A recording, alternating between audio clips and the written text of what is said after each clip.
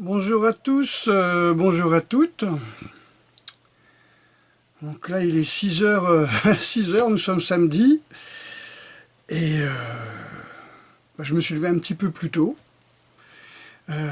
Sujet de méditation assez surprenant. J'ai eu une drôle d'aventure, c'est tout simplement en allant chercher ma quittance de loyer, j'ai vu que mon loyer avait carrément pratiquement doublé. C'est-à-dire que j'ai 30% d'APL en moins.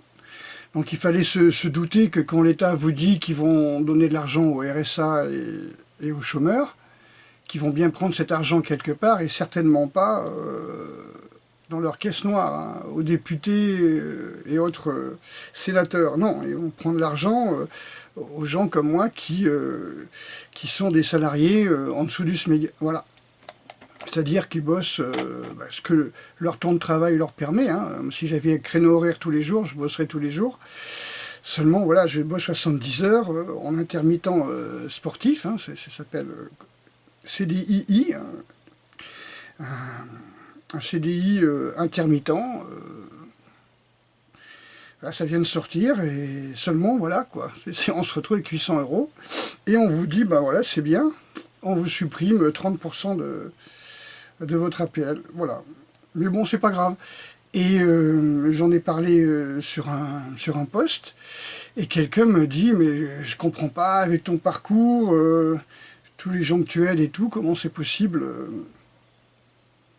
qu'on te fasse des trucs comme ça? Vous savez, la CAF, elle vous envoie un mail, elle vous dit allez voir sur votre site. Je vais voir sur mon site, parce qu'il paraît que j'avais un site de la CAF. J'avais une page, alors je vais essayer de trouver ma page, je fais mon code et tout, puis, enfin mon numéro de CAF, et on me dit on vous envoie un SMS. Et comme j'ai pas de téléphone portable, et j'ai pas de SMS pour aller sur cette page qui certainement est active depuis des mois, où les gens ils disent on vous envoie plus aucun document, on vous avertit pas, on vous envoie ça sur votre page, démerdez-vous, il vous faut un téléphone portable. Bon, en gros c'est ça. Oui, c'est le début de la puce, hein, le téléphone portable. Hein, c'est le début de la puce Airfid, hein, ça vous le savez. Partout où vous irez, vous serez identifié, etc., etc. Rien à voir avec le Covid, hein, ça c'est juste une excuse. Donc je me suis interrogé. Je me suis interrogé sur effectivement mon parcours. Et puis, vous allez être surpris. Hein, vous allez être surpris. Je vais parler de moi aujourd'hui. Peut-être ça ne va pas vous intéresser, mais bon, je reste toujours à votre écoute hein, pour vous aider. Et je vais vous expliquer un petit peu ma vie. Vous allez voir. Parce que quand tout le monde me dit tu devrais faire une biographie, etc. Expliquer. Voilà, tu parles du Bushido, ton expérience, etc. Le Bushido, c'est un truc d'extrême droite japonaise utilisé par les ultramilitaristes et ça nous a été vendu comme le summum du judo, le karaté, etc. et l'aïkido. Et en fin de compte, non, c'était des mecs d'extrême droite qui venaient en France, des japonais d'extrême droite et qui nous pondaient leurs conneries.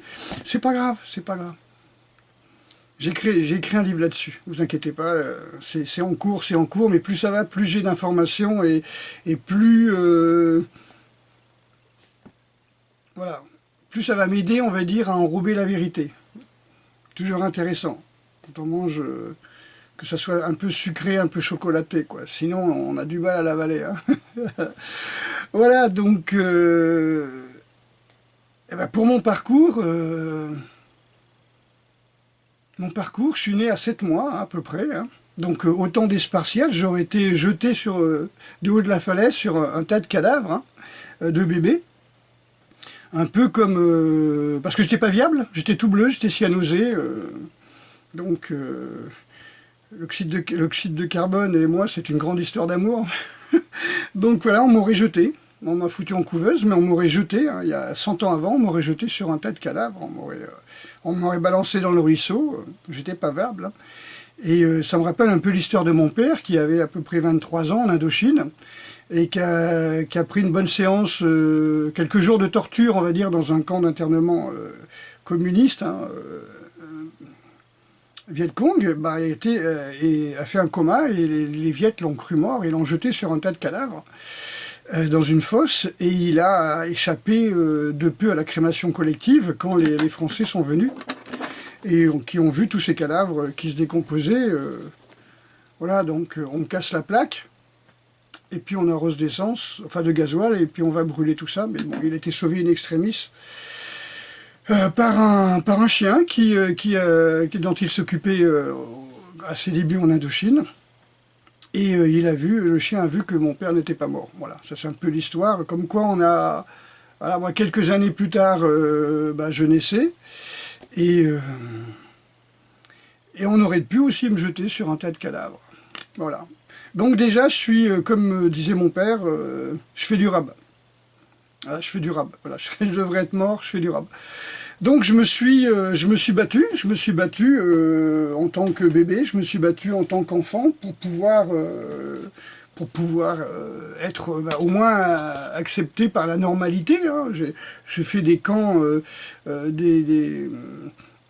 ce qu'on appelait des camps de marche, hein, quand j'étais enfant, hein, 5 ans, 6 ans, 7 ans, on allait dans des sanatoriums pour apprendre à respirer. On nous faisait respirer comme ça de l'eau soufrée, des vapeurs soufrées, hein, la Bourboule, les eaux bonnes, les eaux chaudes, le Béarn, tout ça, je connais par cœur, pour pouvoir dégager les bronches et respirer. Et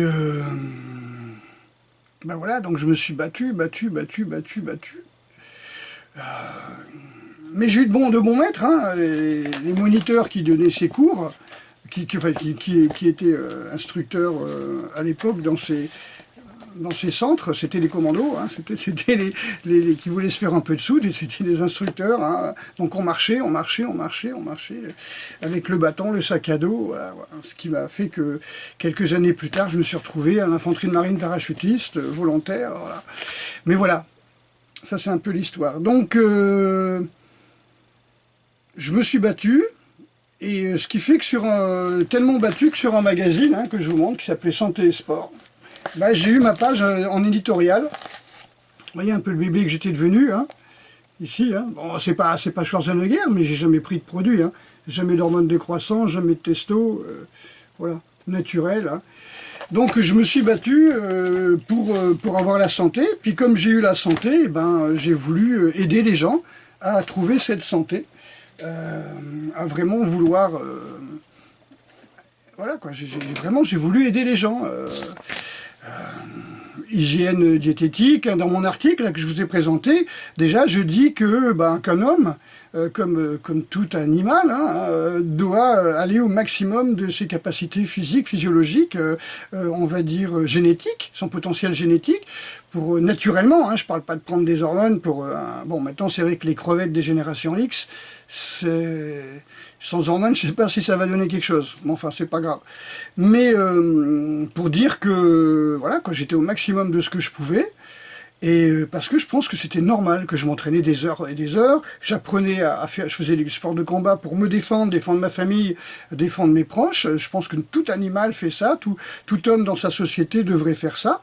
Je disais que c'était pas bien, sur mon article, hein, que les femmes qui fumaient, qui buvaient, c'était pas bien parce qu'elles étaient amenées un jour à porter un enfant, et des gosses alcooliques, ça fait des tarés, tout simplement, hein, tarés génétiquement parlant, hein, je veux dire, tarés dans le sens où les gènes sont difformes, hein, les gènes sont biaisés, hein, j'ai perdu le nom à chaque fois, mais bon, voilà, c'est pas viable, voilà, c'est des gènes de tarés, quoi, c'est des gènes de gosses d'alcoolos, comme il y en a plein, hein, donc moi j'ai vécu dans le milieu donc des cités HLM, et j'ai voulu aider toute ma vie les gens, mais quand je dis au détriment de mon travail, au détriment de mes formations, au détriment de ma vie de couple, j'ai voulu aider non-stop des personnes. Hein. Comme je disais à un moment, enfin tous ceux qui m'ont connu dans ces époques, hein, j'étais entouré de dealers, d'anciens SDF ou d'SDF, hein, carrément, j'en ai hébergé pendant un moment. Hein. C'était les années 80, je vous dis, c'était glauque, hein, et on a trouvé des cadavres dans les caves, bref, pas dans la mienne. Mais voilà, donc mon appart, à un moment où j'avais acheté des haltères, je m'entraînais, j'entraînais les gens gratos qui venaient s'entraîner chez moi un petit peu, et ça ressemblait plus à un centre de détox et une case de manouche, vous voyez, c'est-à-dire je ramassais entre guillemets des épaves et puis voilà, j'essayais de les aider, quoi, hein, de les en sortir. Hein. Alors c'était à l'époque beaucoup de diététique, on faisait la méditation, on faisait la musculation. Bah, bon, malheureusement de tous ces gens-là, j'ai pas beaucoup de nouvelles, mais il y en a beaucoup qui sont au cimetière parce que l'alcool c'est quelque chose de très fort. Comme drogue, hein. La clope, j'en parle pas, hein, voilà, quoi. Mais voilà, mon idée du bonheur, c'était d'aider les autres, voilà, je m'étais aidé moi-même, je m'étais entraîné, j'avais eu la chance de rencontrer comment on peut dire, des anciens combattants, des gens qui avaient pris le maquis, hein, des maquisards, des résistants, donc qui m'avaient appris justement à la survie, quoi, en fin de compte, et ça m'avait donné beaucoup d'énergie, j'avais envie de partager ça, hein, et ouais, j'ai toujours envie de partager hein, tout ce que j'ai appris, leur secret de survie, on va dire, et voilà, et puis voilà, j'ai passé mon temps à réparer des épaves, alcoolos, fumeurs, des gens qui passaient leur temps à bouffer des kebabs, des McDo, des pizzas, et puis voilà, alors chez les hommes, ça se voit moins, mais chez les nanas, voilà, 28-30 ans, déjà bien fanés, hein. La clope, ça dessèche la peau, ça tue les terminaisons nerveuses. L'alcool, ça vous dissout le cerveau. Hein. Le cerveau protège ses neurones avec des gaines de myéline. Hein. Les axones sont entourés de gaines de myéline. Et puis, l'alcool, ça dissout la graisse, hein. Ça dissout les acides gras. Donc, le cerveau est complètement rétracté. Et puis, la nana, à 28, 35, 30 ans, 35 ans, c'est une épave, quoi. Voilà. Donc je disais, mon appart, ça ressemblait à une case de manouche, dans le sens où les gens qui venaient étaient complètement déglingués. J'essayais de les sortir. Hein, et j'en ai même, comment on peut dire, accueilli. J'avais une chambre en plus et je disais aux gens, si vous voulez dormir, etc., des SDF et tout. Mais il y a un moment, il faut bien comprendre que vouloir réparer des épaves, entre guillemets, hein, j'ai toujours eu beaucoup de compassion pour ces gens-là. L'appartement était bourré de vapeurs de cendrier froid, des vapeurs d'alcool, parce que quand quelqu'un vient chez vous et qui détoxe, pendant qu'il dort, les saloperies, l'alcool, les vapeurs d'alcool, cette odeur de tabac froid, ça envahit la maison, vous en avez partout sur la tapisserie. Vous imaginez le gars qui dort avec quelqu'un qui boit de l'alcool ou qui fume, il se prend toute la détox dans la gueule, hein, c'est-à-dire c'est lui, il s'intoxique. Voilà, donc, bon, je dormais pas avec, heureusement, mais voilà, donc c'est le principe. J'ai voulu beaucoup aider jusqu'au moment où... Voilà, puis au moment où moi je me réparais pas, vous voyez, je m'occupais pas de moi, je faisais la musculation, je faisais des combats, je donnais des cours de karaté à l'époque, et de boxe américaine bénévolement, et j'avais pas le brevet d'État encore, hein, donc je me suis beaucoup battu, mais je me réparais pas. Et quand on fait beaucoup de muscu, généralement, on se répare, on se couche. C'est ce que m'avait dit Edmund Karolevich, hein, qui était, je crois, Monsieur Univers à l'époque de Schwarzenegger dans les années 80. Il m'avait écrit, il m'avait dit, en voyant ma photo sur le livre, il m'a dit, bon, t'es très bien comme ça, mais si tu veux prendre du volume, il faut que tu arrêtes les sports de combat, quoi. Faut que tu fasses un choix, parce que faire 1 heure de sac de frappe, des assouplissements, des footings et de la muscu, tu peux pas, quoi. Il y a un moment où il faut que le corps se répare, si tu veux prendre du volume. Donc je me détruisais, mais je me réparais pas. En fait, quand je réparais les autres, mais je me réparais pas. Et il y a un moment, il faut se réparer. Voilà, il y a un moment, il faut se réparer, il y a un moment, il faut cicatriser, il y a un moment, il faut s'occuper de soi. Et c'est vrai que Didier, là, qui m'a écrit en me disant « Ouais, avec ton parcours et tout, moi je me dis que mon parcours, il serait peut-être temps que je m'occupe de moi. Hein. » Je crois que j'avais fait une vidéo, fait une vidéo il y a quelques temps, et c'est d'ailleurs ce qui m'avait donné... cette réflexion m'avait donné l'envie de faire un petit livret qui s'appelait « Sauver votre vie hein, », pour ceux qui l'ont eu, hein, où je parle de lâcher prise, je parle comment on peut dire... de l'équilibre neurovégétatif, vous voyez, du système nerveux autonome. Ce sont des extraits de mes livres, hein, et où je dis arrêtez tout. Vous voyez, c'est le texte, vous l'avez peut-être sûrement vu, hein, et je crois que j'ai dû enfiler une centaine de trucs comme ça. Hein. Les gens donnaient un don de 10-15 € au club, et donc pour les charges sociales, pour l'État, et tout, etc. Et puis moi, j'offrais mon travail, encore une fois, j'offrais ce PDF. Et c'est vrai que cette réflexion m'avait mené à donner à écrire ce petit livret.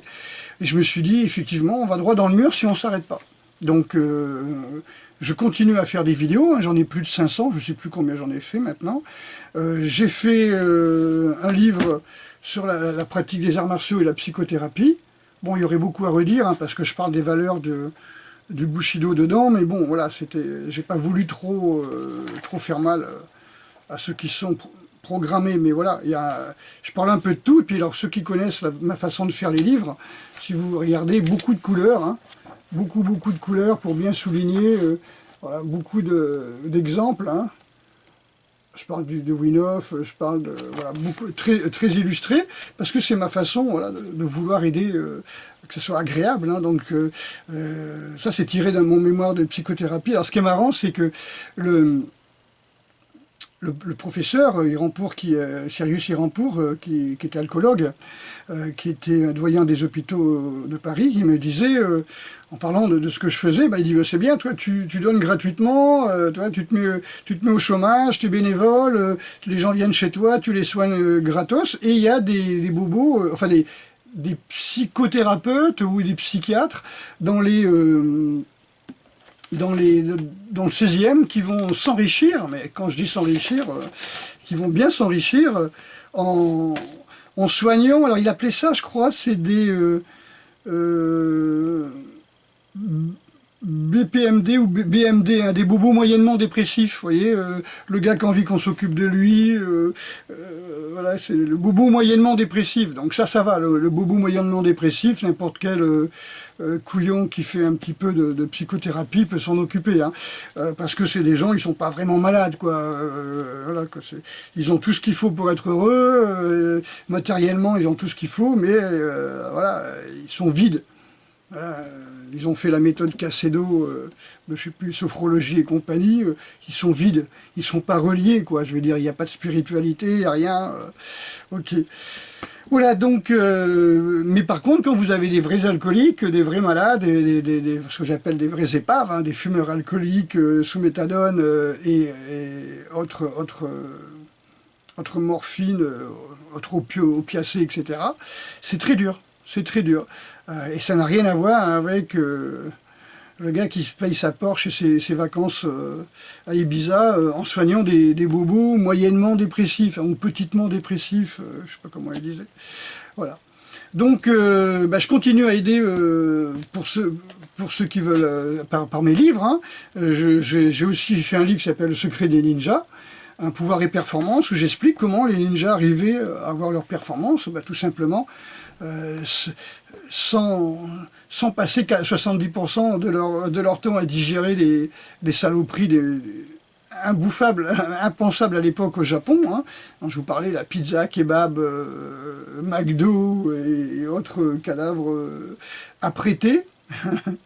Ce qui est marrant, c'est que les charcuteries, ils appellent ça un atelier, vous voyez, quand ils prennent les viandes, là, et puis les morceaux de cadavre, ils mettent un peu de sucre, un peu de poivre, un peu de sel, un peu de colorant, allez, hop, avec du lait bien sucré, et puis hop, on appelle ça des saucisses ou des saucissons, voilà. Ils appellent ça des ateliers, des endroits où ils vont maquiller les morceaux de cadavre et leur donner un peu de goût à cette matière morte. Les gens mangent ça en croyant que ça leur donne de l'énergie, alors que ça leur bouffe de l'énergie puisque c'est mort. Bon, bref, ça les épuise totalement, mais bon, ça les empêche ça leur évite de penser pendant ce temps-là, hein. Ça les abrutit, voilà. Et puis j'ai fait un autre livre qui s'appelle Ninja Shoten, donc là c'est un livre qui parle, qui est illustré de mes anciens magazines, hein, des extraits de mes anciens magazines. Je ne sais pas comment faire pour vous le montrer. Donc je parle des armes ninja, bien sûr. Donc ce sont des extraits des livres que j'ai ramenés du Japon, hein. Je montre comment on travaille le shoten. Voilà, donc c'est très ninja, une partie du musée que j'ai fait. Voilà, donc des extraits japonais, hein. Et toute une partie qui est basée sur l'acrobatie, sur le parcours, hein, comment performer dans le parcours. Alors je voulais sortir ce livre en parlant uniquement du parcours, mais j'ai vu que Fécamp et David Bell avaient fait leurs propres livres, etc. Bon, je dis c'est pas moi le spécialiste, moi je suis juste un préparateur physique. Donc préparation physique pour le parcours, comment performer, comment réhabiliter son corps, etc. Pour le formater pour le parcours, hein, donc voilà. Donc je continue à aider de cette manière, je continue à répondre, hein, mais par contre, je fais des stages aussi, donc il y a un prochain stage, donc comme j'ai dit sur ma page Facebook, un bienvenue en zone libre, hein. Ici on peut manger le soir, on peut sortir le soir, on peut s'entraîner, on peut aller dans les gymnases et manger au resto après, donc il n'y a pas de problème, hein. Donc le stage c'est le 23, je crois commence le 23, hein, 23, 24, 25, 26 il me semble, hein. Je sais pas le calendrier sous les yeux, et puis voilà, un bienvenue à ce stage, c'est un stage de 4 jours où vraiment on va vous apprendre comment gérer le stress, comment vous prendre en main, comme ça, comment ne plus avoir besoin de gens qui vous coachent, quoi, en gros, hein, arriver à se débrouiller tout seul, gérer toutes ces émotions qui vous bouffent votre énergie, gérer votre nourriture qui vous bouffe votre énergie au lieu de vous en donner, voilà, donc arriver à se sortir, et comme on dit, voilà, moi qui étais champion pendant plus de 10-15 ans, la boxe américaine, taekwondo, karaté, eh ben, il n'y a rien de mieux qu'un champion pour faire des champions, tout simplement, parce que quand on sait comment, on connaît les sacrifices, hein, qu'il faut faire pour être au top, hein, je pense que tous les champions qui me regardent le savent, hein, malheureusement, on sacrifie beaucoup sa vie de couple, voilà, on sacrifie beaucoup, mais c'est comme ça, hein, on ne peut pas courir de lièvre à la fois. Et puis voilà, donc bienvenue à mes stages, bienvenue à la lecture des livres, hein. Donc ce sont des livres que j'ai fait en auto-édition chez Lulu, www.lulu.com, tout simplement parce que j'ai envie que mes livres soient accessibles à tous, voyez, c'est très illustré avec des couleurs, et si je devais faire ça chez un imprimeur, ça coûterait encore plus cher que l'auto-édition, quoi. Donc ça m'intéresse pas plus que ça, quoi. Voilà, donc voilà, ceci pour vous dire un petit peu, voilà, pour résumer mon parcours, hein, j'étais pas viable, j'étais un bébé pas viable, même pas un bébé crevette, hein, et pourtant c'était pas la génération X, hein, c'est pas la génération des années 80-90, hein, donc voilà, donc j'étais pas viable, j'étais certainement pressé de naître, et de devenir un bodhisattva, quoi, pour aider les autres, hein, au sacrifice de tout ce que les autres ont. Hein, donnez-moi, mon Dieu, ce qui vous reste, hein, la prière du para, c'est quelque chose qui me parle beaucoup. Hein. Voilà, donnez-moi ce que les autres ne veulent pas. Hein, le bruit, la souffrance, la douleur, etc., etc. Sans être maso, on est d'accord. Hein. Voilà, donc, je ne sais même pas si j'ai publié cette vidéo, peut-être oui, peut-être non. Voilà, le principe pour moi, c'était de faire un petit tour sur mon parcours, sans avoir besoin d'écrire des posts et des posts et des posts sur ma page Facebook, et vous expliquer un petit peu comment j'ai fonctionné pendant des années, et comment ça se fait que je me retrouve aujourd'hui à devoir bosser jusqu'à 75 ans pour pouvoir avoir une petite retraite de 1000 €. Tout simplement, quand on fait des choix dans la vie comme ça, de vouloir aider, eh bien, la société n'est pas faite pour les gens qui veulent aider. Ou alors, il faut faire partie d'un certain... Comme on dit, tu n'as pas la bonne carte. Mais non, il faut... Ah, tu vois pas les bonnes personnes. La bonne caste, vous voyez.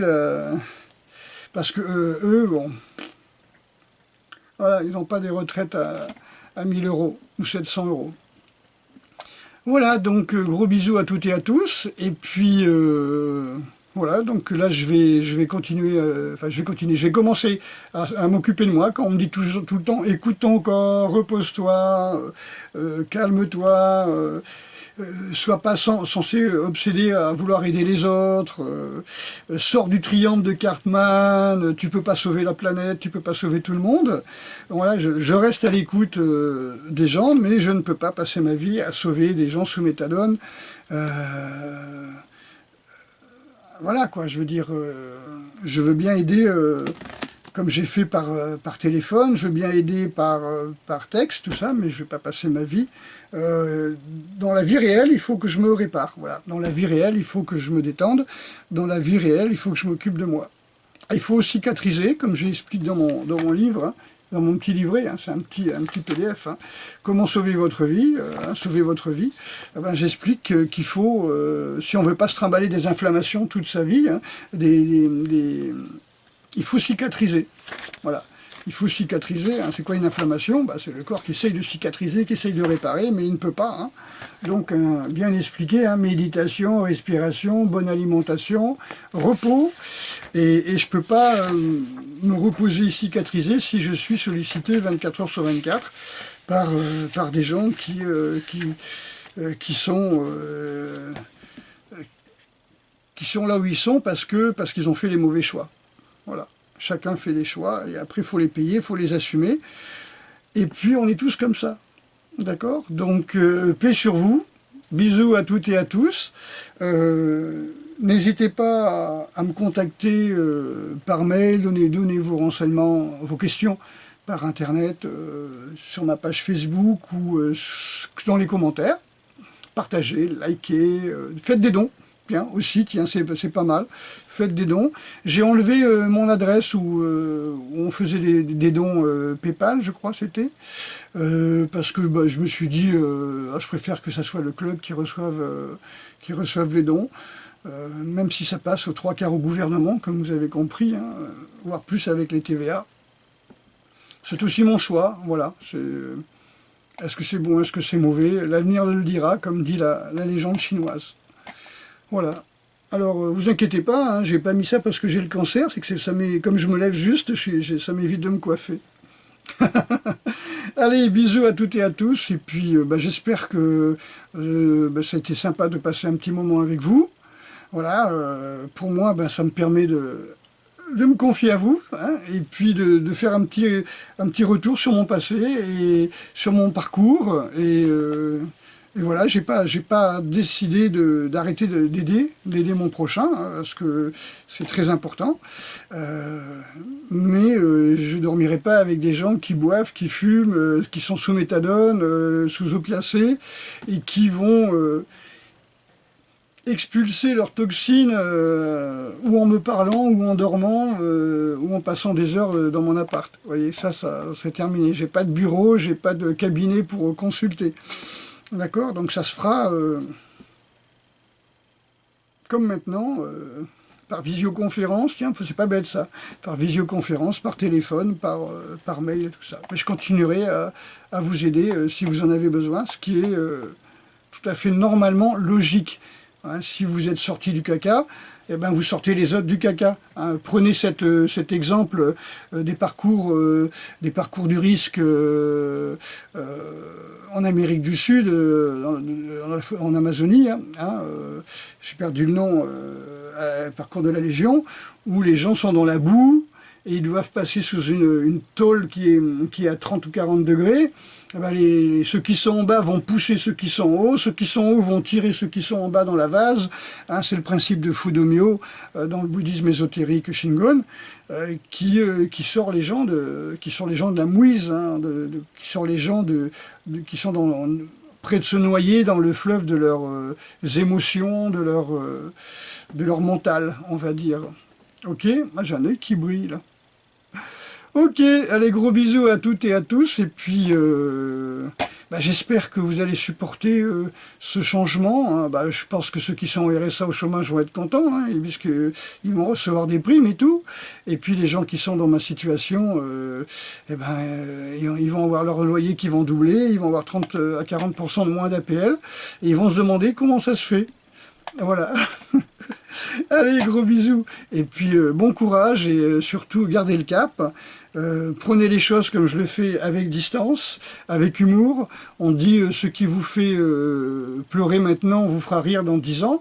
10 ans, c'est long, mais c'est la patience qui vous sortira de tout.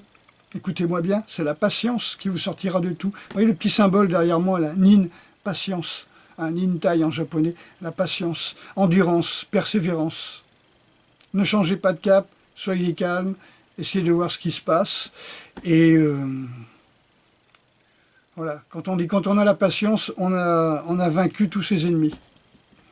C'est le Dalai Lama du XVIe siècle qui a dit ça. À bientôt.